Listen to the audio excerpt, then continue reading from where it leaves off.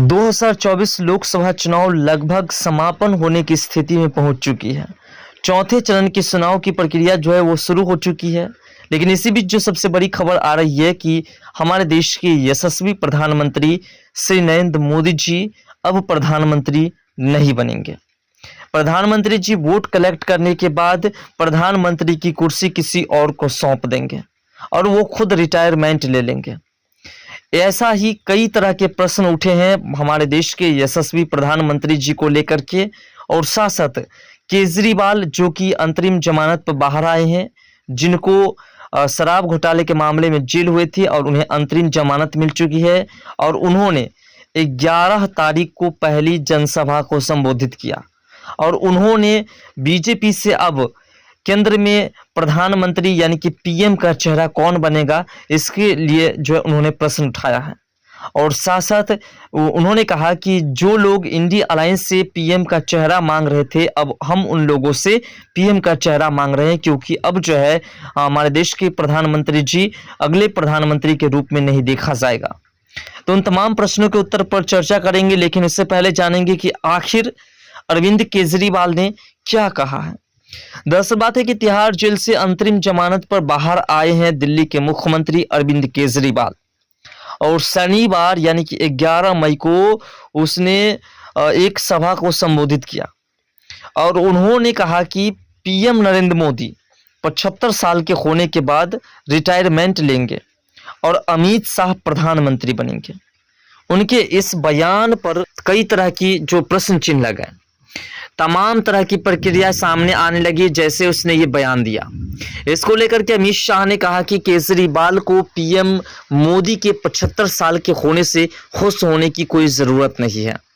उन्होंने कहा कि मैं अरविंद केजरीवाल एंड कंपनी को बताना चाहता हूं कि प्रधानमंत्री नरेंद्र मोदी अपना कार्यक्रम भी पूरा करेंगे और बीजेपी में ऐसा कोई प्रावधान नहीं है कि रिटायरमेंट लिया जाए। यानी कुल मिलाकर के अमित शाह के हिसाब से जो है हमारे देश के यशस्वी प्रधानमंत्री जी जो है वो तीसरा सेशन भी अपना जरूर पूरा करेंगे। लेकिन अरविंद केजरीवाल इस पर प्रश्न चिन्ह लगा रहे हैं। तेलंगाना में एक प्रेस कॉन्फ्रेंस में केंद्रीय गृह मंत्री अमित शाह ने कहा कि बीजेपी के संविधान में कहीं भी यह नहीं लिखा है कि वह प्रधानमंत्री नहीं बन सकते हैं। गृह मंत्री ने कहा कि वह प्रधानमंत्री बनेंगे और अपना कार्यकाल पूरा भी करेंगे। दिल्ली के मुख्यमंत्री अरविंद केजरीवाल ने शनिवार को अपनी पहली रैली को संबोधित करते हुए कहा कि लोकसभा चुनाव 2024 में नरेंद्र मोदी को वोट देने का मतलब है अमित शाह को वोट देना। अमित शाह को वोट देना होगा क्योंकि नरेंद्र मोदी अगले साल 75 साल के हो जाएंगे और नरेंद्र मोदी के रिटायर होने के बाद अमित शाह प्रधानमंत्री बनेंगे। सीएम केजरीवाल ने कहा कि ये लोग इंडिया अलायंस से उनका चेहरा पूछते थे, मैं बीजेपी से पूछता हूं कि आपका पीएम कौन है। मोदी जी अगले साल 75 साल के हो जाएंगे। बीजेपी के अंदर 2014 में मोदी जी ने खुद नियम बनाए थे कि बीजेपी में जो भी 75 साल का होगा उसे रिटायर कर दिया जाएगा। अब मोदी जी रिटायर होने वाले हैं। केजरीवाल ने आगे कहा कि अगर इनकी सरकार बनी तो सबसे पहले 2 महीने में वे योगी जी को निपटाएंगे। इसके बाद अगले साल सबसे खास अमित शाह को प्रधानमंत्री बनाएंगे। मोदी जी अपने लिए वोट नहीं मांग रहे हैं, अमित शाह के लिए वोट मांग रहे हैं।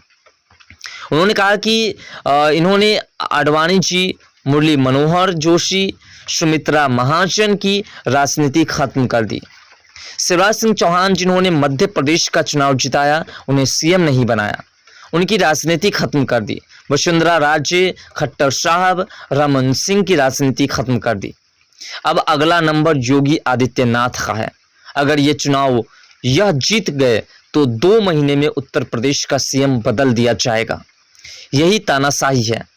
दरअसल बात है कि योगी आदित्यनाथ एक ऐसे मुख्यमंत्री है जिनको बदलना, जिनको हटाना इतना आसान नहीं है।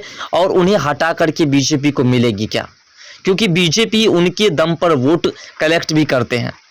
और जो केजरीवाल जी आरोप लगा रहे हैं उनके आरोप से कुछ होने वाला नहीं है।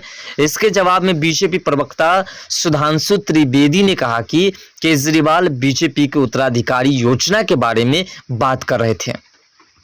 जबकि वह अपने किसी भी आप सहयोगी पर भरोसा नहीं कर सकते हैं कि वह उनका उत्तराधिकारी बनेगा।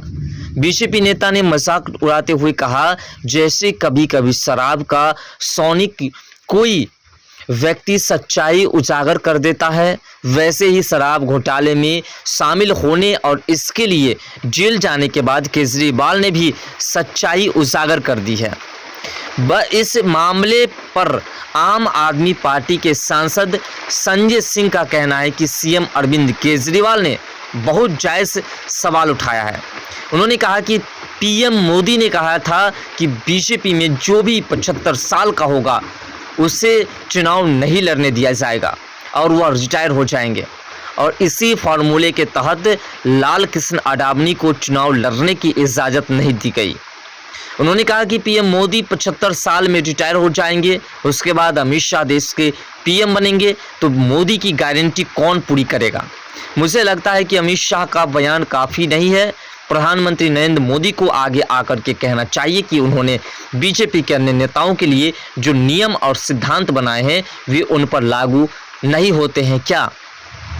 दरअसल बात है कि अरविंद केजरीवाल जेल के अंदर रहे और जेल के अंदर रहने के बाद जो है अरविंद केजरीवाल की मुश्किलें बढ़ गई, क्योंकि उनका चुनाव प्रचार हुआ नहीं, और जब चुनाव प्रचार हुआ नहीं तो उनकी मुश्किलें बढ़नी जायज़ है। दरअसल बात है कि चुनाव प्रचार जब तक नहीं करते हैं तब तक कोई समझता नहीं है, और इसी को देखते हुए अब जो है अरविंद केजरीवाल वैसे तीखे सवाल कर रहे हैं जिससे कि शायद उनको जो है किसी भी तरीके से लोग समर्थन दे और उन्हें जो अच्छी से अच्छी वोट मिल सके।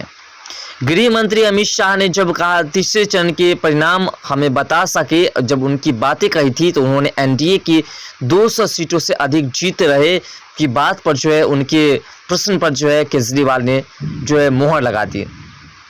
केजरीवाल ने कहा कि इस बार जो है गृह मंत्री अमित शाह ने जो कहा है कि 400 पार हमारी बीजेपी रहेगी, हमारी एनडीए रहेगी, हम उनको बताना चाहते हैं कि 200 भी जाना मुश्किल है एनडीए के लिए।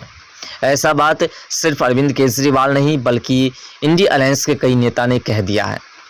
आपको क्या लगता है कि बीजेपी के वरिष्ठ नेता और हमारे देश के यशस्वी प्रधानमंत्री श्री नरेंद्र मोदी जी 2024 के लोकसभा चुनाव जीतने के बाद प्रधानमंत्री का तीसरा कार्यकाल पूरा करेंगे या नहीं, या अमित शाह जी को प्रधानमंत्री की कुर्सी सौंप देंगे?